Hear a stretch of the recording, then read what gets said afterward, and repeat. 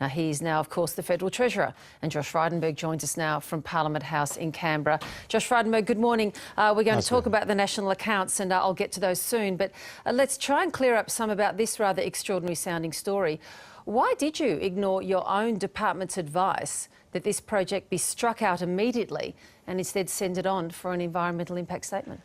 Well, very important to understand here, Virginia, that this was not an approval of the development. Rather, this was an opportunity for a proper assessment. And under the EPBC Act, the Minister has the opportunity to enable his department to undertake a full assessment of a particular project, and in doing so, get more information which may lead to mitigation or offsets of any significant environmental impact that the project would have. Now, it's also important to understand that the biggest proponent, the biggest supporter of this project was the Labor Palaszczuk state government, as well as the local council involved.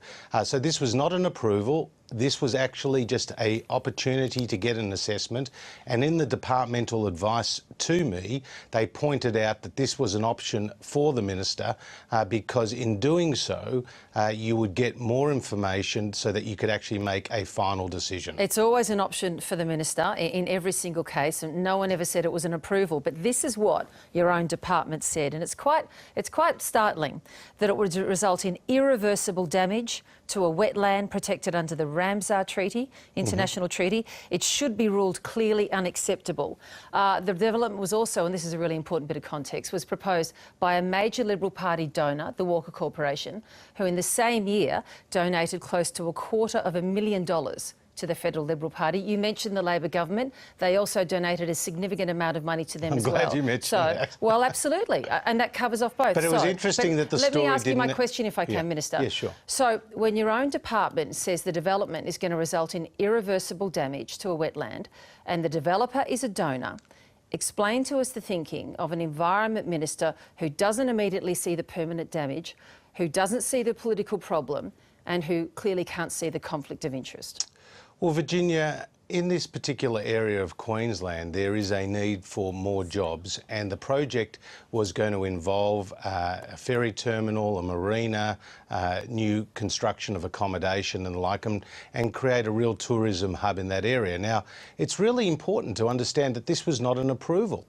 This merely was an... Let's not go back over that ground. No one's saying it was. Why did you reject the departmental advice? No, but the departmental No, Minister, you're advice... trying to move it on to something else because it's a sticky question. No, Can Virginia, you answer the question of why you didn't see the problem? Virginia, you're trying to make this into something that is bigger than it is, because under the EPBC Act, the Minister clearly has an opportunity. This was in my advice from the department. The opportunity for the Minister to actually enable his department to undertake a further assessment. Now, the Labor government, the Palaszczuk government, was pushing the federal government to have this development proceed. And what I said is that I wasn't going to give it a tick.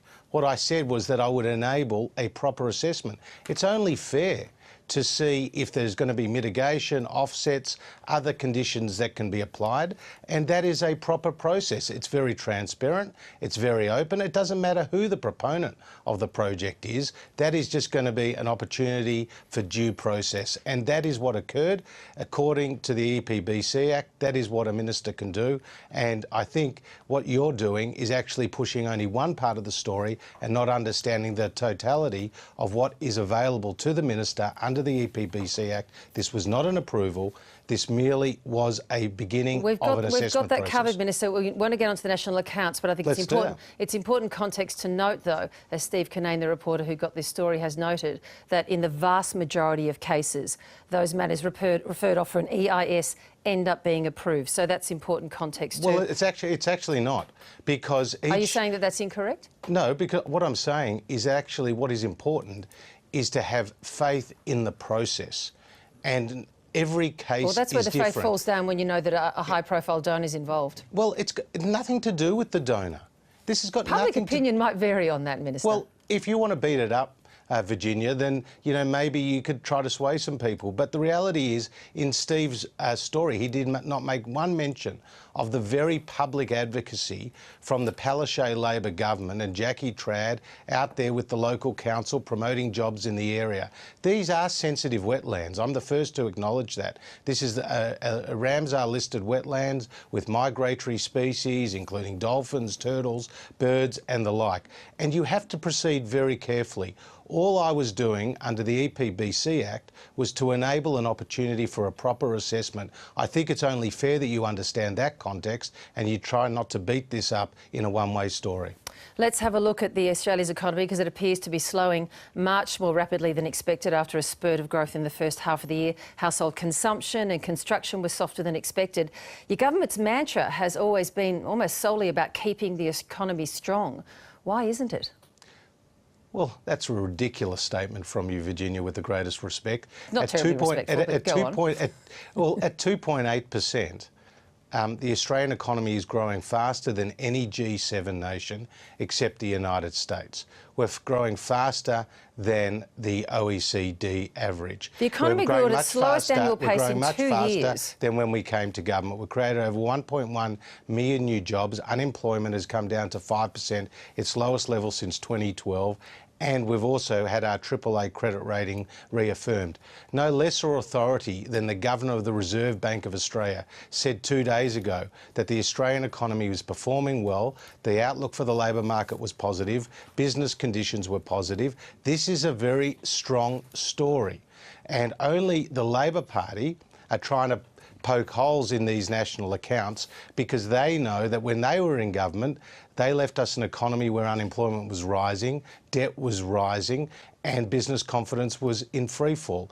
That is what we inherited, and in response, we've delivered a very, very strong economy, which is the envy of the world. So you're happy with the weakest economic expansion in 2 years?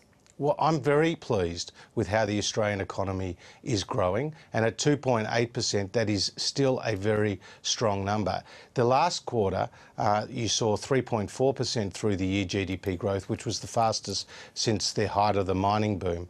But the Australian economy is on track, and as you know, next year we're going to deliver a surplus, the first in more than a decade. And what we saw in these numbers was that household consumption was up, exports was up.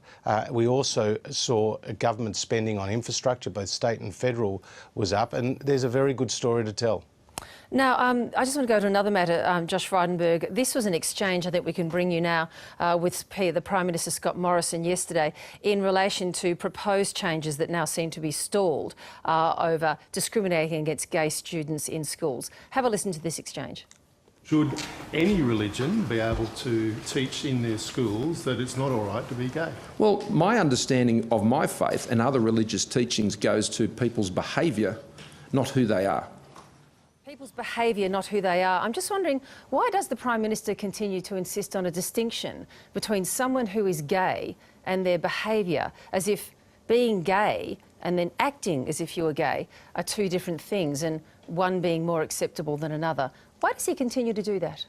Well, look, the Prime Minister is actually trying to remove these restrictions in the Sex Discrimination Act that were put there by the Labor Party in 2013. That's not my question, Minister. Yeah, but look, what we are trying to do is to enable that nobody is actually discriminated based on their gender or their sexual disposition.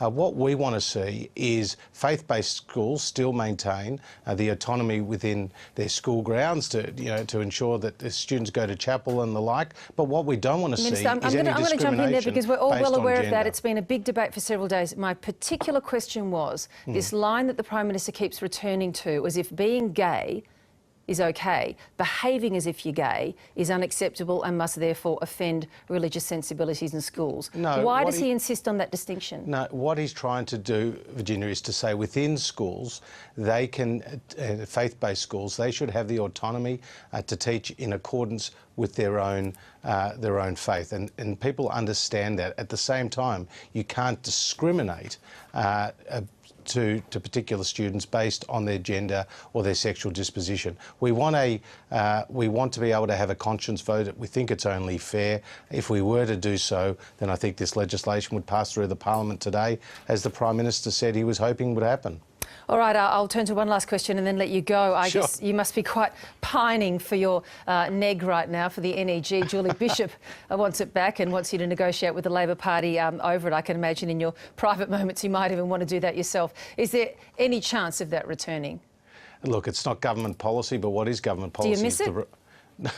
Well, You were the author of it, Minister. Well, I said, Virginia, as I've said on the ABC on numerous occasions and elsewhere, no one was more disappointed than me that the neg didn't become a reality. But at the same time, the reliability guarantee, which was one half of it, is something that our Energy Minister, Angus Taylor, is pushing through with the states. At the same time, we're implementing a whole series of measures to drive energy prices down, including a bill that's being debated in the Parliament right now, which will enable the ACCC to be a very effective cop on the beat to stamp out misconduct by the energy companies. For some reason, the Labor Party is taking the side of the energy companies. What we are doing is putting in place the proper checks and balances to ensure that misconduct does not occur, because when it does occur, it manipulates prices and it's to the detriment of Australian families and businesses. Let us know if you manage to resurrect the NEG. We'll be happy to hear from you. Thanks, Treasurer.